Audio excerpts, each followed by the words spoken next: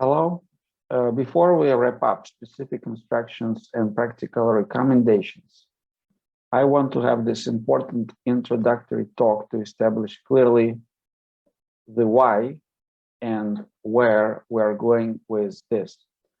Right after the 2022 New Year, I announced that I wanted to make a general video discussion about things I learned over 10 years running SugarBoxing, maybe in a form of question and answer. As you can guess, I've been asked to discuss Mike Tyson's body strength workout routine multiple times in order to answer the big question, how one can become the next Mike Tyson. At first, I plan to cover a variety of distant topics, like our short videos over the past 2 years. Well, the good news is that suddenly I got a unified view on several seemingly distant things. Plyometrics, certain muscle groups involved, and boxing biomechanics and specific techniques. So let's back to the topic, how to become the next Mike Tyson. The common conventional opinion is that the PeCaBoo style is not for everybody.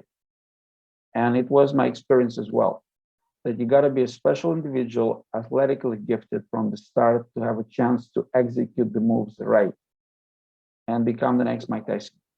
I felt I simply didn't want to lie to you, giving false hope.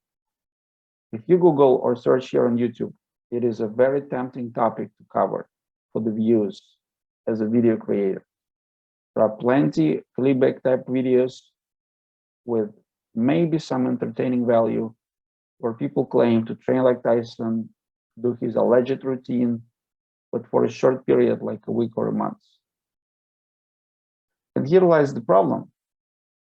Let's take an average guy, for instance, young Teddy Atlas, versus someone born with athleticism like Mike Tyson.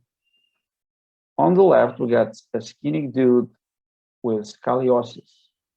It's been documented that Cus thought Teddy Atlas didn't have the genetics, the natural athleticism to, so to speak, to be a fighter, a professional fighter.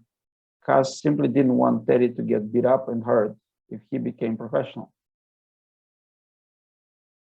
Can you relate to this? I mean, coach, yourself, others telling you you're not suitable, you're not good enough, having certain health issues that hinder your training. I certainly can, and maybe I'll talk about my experience in another video. Now let's go back to quote natural athlete. You know, Freddie Roach trained Mike Tyson for a couple of fights before the end of his career. Here is what he got to say. If Mike didn't knock you out in a couple of rounds, he'd get a torn meniscus in his knee or an injury somewhere here or there. Later, Mike allegedly had a knee surgery, maybe several of them. Infamous interview, quote, I broke my back, Jim Gray, past loss to Lennox Lewis, which had become a meme since. You know, jokes aside, if you research the issue, you learn Mike has to say about it. Quote, I have a bad back, and since all the work I've put over the years, the spine in my back just starts shifting. Fighting with bad right shoulder was mentioned in Mike Tyson's bios, either Undisputed Truth or Iron Ambition. So with these two extreme examples in mind, while trying to fix my own health issues in order to train more frequently, I stumbled upon knees over toes guy, Ben Patrick, and Hill's followers from the Athletic Truth group movement. What I like about it, that he makes a very bold claim saying that anyone can become a world-class athlete through training alone. After I learned some of the principles and tested on myself, I can't stop but wonder. Cus D'Amato was an innovator.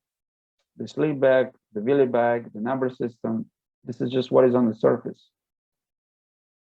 He would readily adopt anything that can give an edge to his fighters. What if Cus D'Amato knew about these latest developments in athletic training, would he do something differently? Let's go back to Teddy. Maybe Teddy would have a chance. Maybe Mike could have prolonged his career without stem cells and other things he does. And this brings us to the topic, modern approach to the PeCaBoo boxing training in 2022 that I would like to share with you starting from the next video. I hope you got the point. Stay tuned.